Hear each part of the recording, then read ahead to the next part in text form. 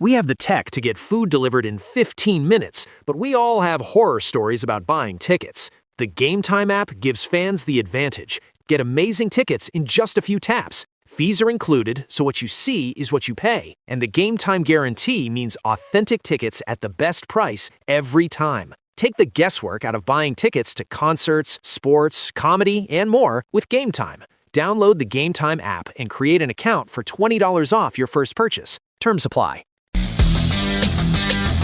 Hey, warmer from Evo! Welcome to lovely Las Vegas for Coast to Coast Hoops with myself, Greg Hoops Peterson, now part of the VSiN Family Podcast. We've got an excellent podcast for you. We're going to have a nice two-part conversation with our good friend Curtis Rogers. He does such amazing work over at 710 Seattle Sports. This time of year, he's doing an incredible job taking a look at the Seattle Mariners as their pre- and post-game hosts. We're going to chat with them about all sorts of West Coast basketball. We've got a new look Mountain West. We've got the Pac-12 back in our lives. We're going to take a look at those main two schools. We'll bring up a little bit about those Big Ten schools that are out west as well towards the back half of this conversation as well. So we're going to have a lot of fun on that front. And I will say, the news and notes of college basketball very much dying down. Do want to share with you a few guys that made moves over the last few days because we have a very dead transfer portal right now, but we still do have a few guys on the move. Penn State was able to land Deshaunte Bowen, which this is a good pickup for them. He was able to average about 11 points, nearly 5 assists per contest over at St. Bonaventure last year. That's going to be big for them because for Penn State right now, they are looking like they are going to be bottom feeders out there in the Big Ten. I think that they're in for a very, very rough season, but they were able to find it there. In South Carolina, they just keep on adding what I like to call international men of mystery. They're going to be a very intriguing team out there in an SEC. Let's call it what it is. There have been a lot of teams making moves, and for South Carolina, I don't know if they're going to be overly competitive in the SEC this season, but they're trying to make the most out of their resources. So I do like the fact that they're still out here in the summer months trying to be able to improve that roster, trying to be as formidable as humanly possible. So they're still showing a little bit of life, and on this podcast, you're going to get all sorts of life because I have not taken a day off in like 2,400 straight days. So just like South Carolina, they add Hugo Lopez, a 23-year-old from the country of Spain. We're always adding new podcasts every single day on this podcast, and you're going to get a specialized conference preview for all 32 of these conferences. We're already through 3. We're going to look for some more here in the coming days and coming weeks, and if you do like hearing from this fine podcast, Coast to Coast Hoops, you're able to subscribe wherever your podcasts, Apple Podcasts, Google Play, Spotify, Stitcher, and TuneIn. If you have a question, comment, segment idea, what have you for this podcast, you have one of two ways to be able to fire those in. First one is my Twitter/X timeline at gunit_81. Keep in mind, Larry on the mean does not matter, so per usual, please do send these into the timeline.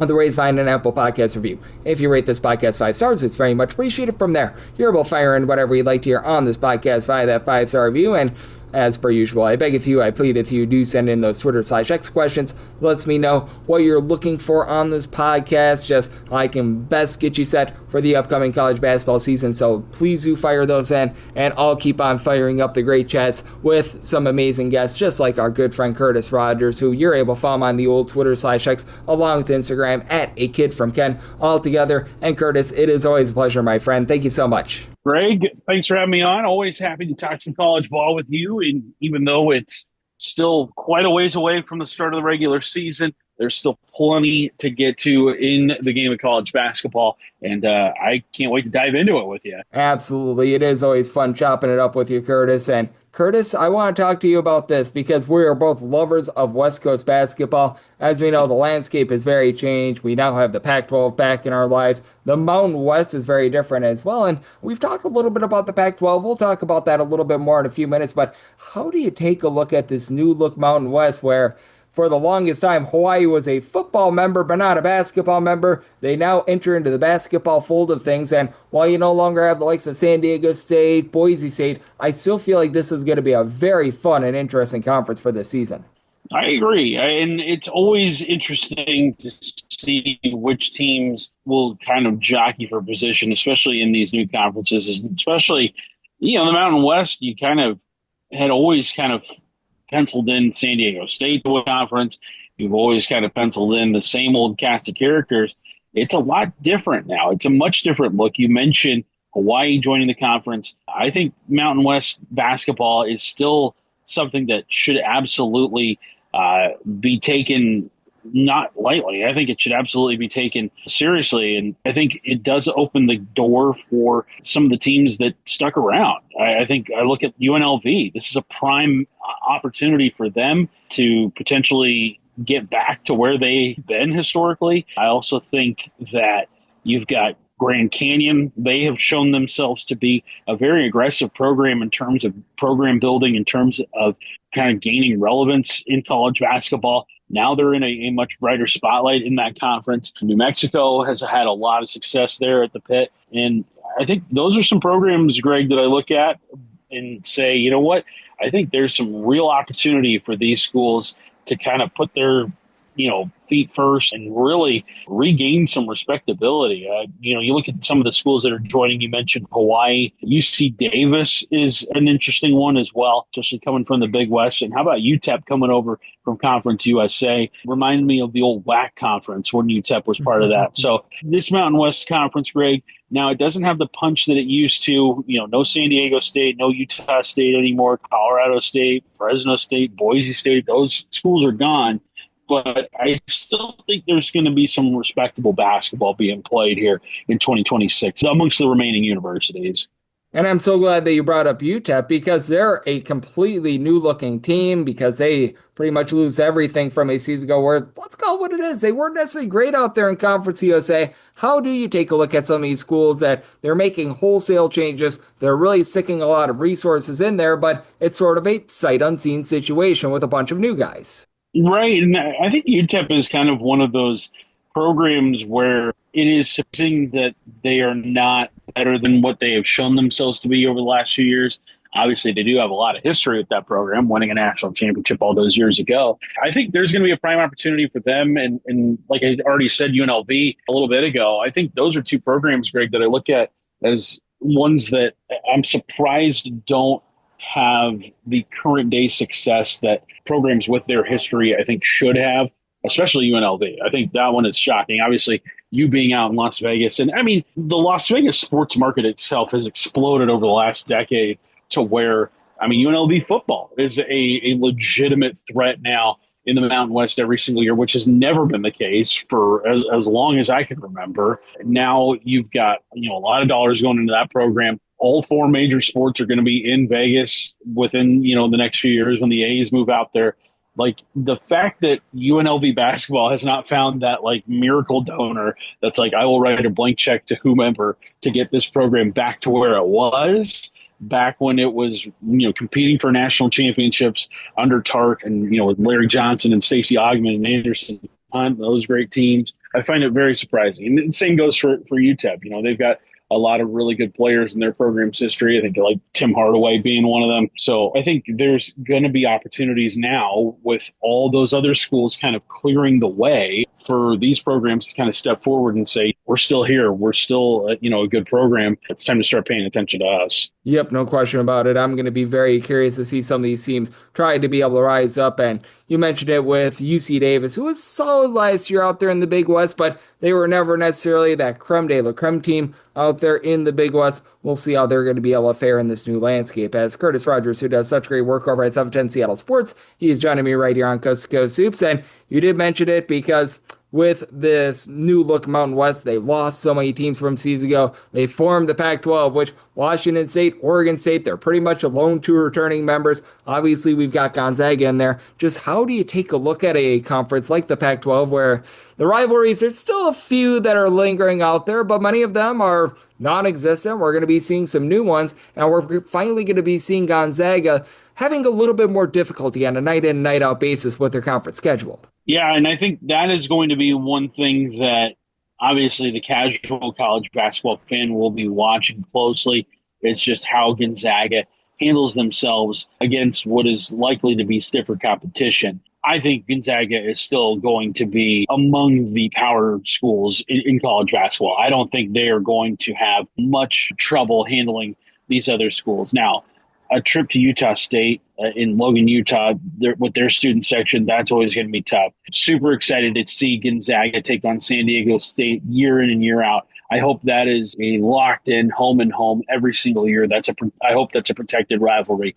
That would be a really fun one. And Boise State, their arena, obviously Is it the Taco Bell Center? I love that arena. What a great name for a building, and that building has shown itself to be a tough place to play at annually. So I think there's going to be some really fun basketball being played, and I know Gonzaga in years past has tried to avoid scheduling the Washington States and the Washingtons of the world in the state of Washington. I mean, they're top dog. They don't need to punch down, but now you're facing Washington State year in and year out. I think that's going to be a big game for the Cougs every single year. It's going to be one that will pack out that arena. Maybe not so much all Cougs fans because of the proximity to Spokane. I think there's going to be quite a bit of Gonzaga fans that make the trek to Pullman every single year. Those schools are only separated by a handful of miles. But, yeah, I think this new look Pac-12, Greg, it's not what the old Pac-12 was, but it is definitely a really fun conference, top to bottom, with all the schools that are going to be playing. Obviously, Oregon State, Washington State, two flagship schools remaining from the old Pac-12. I think this new group is going to be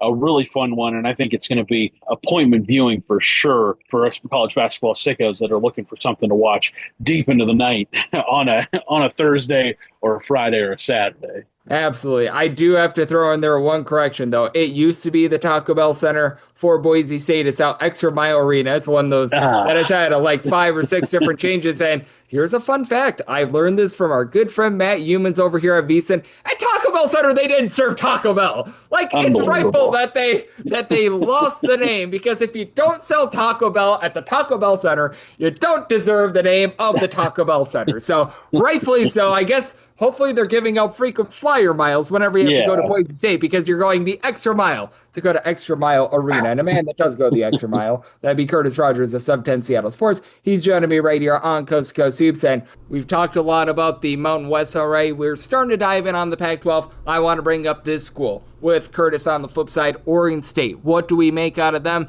And then we'll take a little bit of a look at the West Coast Big Ten teams on the flip side with Curtis right here on Coast to Coast Hoops with myself, Greg Peterson, now a part of the VSiN Family Podcast. Side edge this college basketball season? Well, VSiN experts use CBB Analytics, the most comprehensive college basketball analytics platform in the world. See injury impact, on and off data, clutch time performance metrics, first versus second half splits, and so much more. Utilize the promo code of VSiN, that is VSIN, to get $30 off and find your betting edge over at cbbanalytics.com. That is cbbanalytics, all one word.com. For anyone that is new to VSiN, well, I wish you a friendly hello. This is an attention to anyone that is new to VSiN, because you're able to get some free stuff with our daily newsletter. It's a great way to catch up on everything that's happening in the sports betting world. It's delivered straight to your inbox every single morning. VSiN's newsletter offers picks, data, strategies for the day's betting menu, and so much more. Sign up for free today over at VSiN.com/newsletter. That's VSIN.com/newsletter, and start receiving your free newsletter tomorrow morning. That is VSIN.com/newsletter. Stay ahead of the game and bet smarter with VSiN.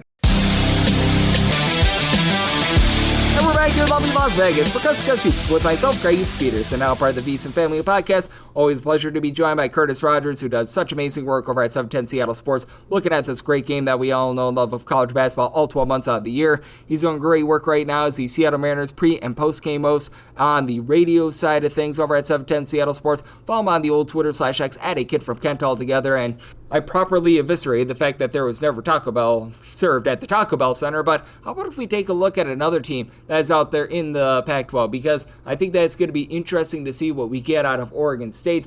I remember they had Wayne Tinkle there for the longest of time. The Elite Eight run bought him just so much runway. It's not even funny, and it's interesting to take a look at them because they underwent a coaching change here in the offseason. It's a Pac-12 that I think is going to have a few teams that look to gun it. Gonzaga, along with Washington State, are certainly two teams, but outside those two teams, a lot of these teams are a little bit more slow and controlled. For Oregon State, they never really had one true style under Wayne Tinkle, and I've noticed this with Coach Joyner coming over from Michigan. He's sort of looking to create a Michigan-like roster because there's so much size on this team, and I want to get your thoughts on Oregon State and what they might be able to do here in the Pac-12. I think to bring over Justin Joyner from that Michigan staff, that is going to be a coaching change that I'm going to watch very closely because I think Joyner was a really underrated hire. I think anybody from that Michigan staff, is coming with a great pedigree, especially in this NIL era of basketball. I mean, it only took Dusty May 2 years to take it from where it was with the horrific end to the Juwan Howard era to where it was back in March, cutting down the nets and being one of the very best college basketball teams maybe ever assembled. I mean, they truly were one of the deepest, most productive, most efficient teams that the game has seen. I mean, it was amazing what they were able to do against Arizona in the Final Four. And Arizona, by all metrics, was the second best team in college basketball this year, completely dismantling them. I think having a coach that is young and hungry at a program like Oregon State, where I think there is opportunity, where there is history. I mean, it's not recent history, but there is history of a lot of winning at that program, especially under Ralph Miller back in the day, Lacey Green and Gary Payton. I think getting Gary Payton and his son back around the program is going to be a really important thing for Justin Joyner to do, and I think he's the right guy to do it. It just kind of felt to me like Wayne Tinkle kind of rested on his laurels after that Elite Eight run. And I mean, look, going to the Elite Eight at a program like Oregon State, that is an incredible accomplishment, but following up what they did that next year after going to the Elite Eight, maybe the biggest drop-off year to year